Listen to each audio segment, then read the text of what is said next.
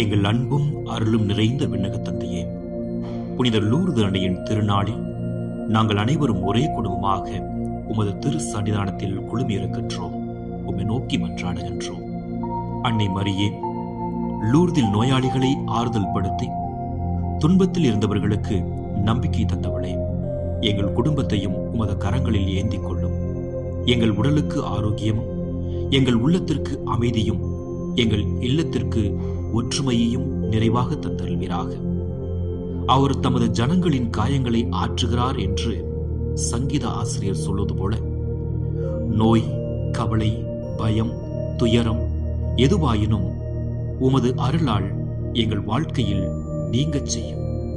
கடவுளே, எங்களை உமது பிள்ளைகளாக தினமும் வளரச் செய்வீராக.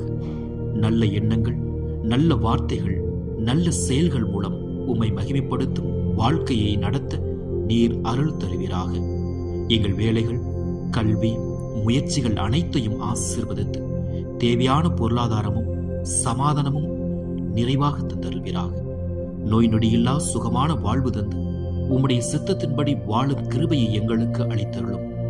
அன்னை லூர்து மரியே, எங்கள் குடும்பத்தை உமது அன்பு மண்டலத்தில் பாதுகாத்துக் கொள்ளும். நம்பிக்கை இழந்த நேரங்களில் நம்பிக்கை தந்து இருள் சூழ்ந்த வேளைகளில் ஒளியாக நீர் இருப்பீராக.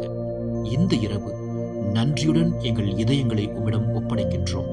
நாளை இன்னும் சிறப்பாக வாழ உமது ஆசீர்வாதம் எங்களோடு இருப்பதாக.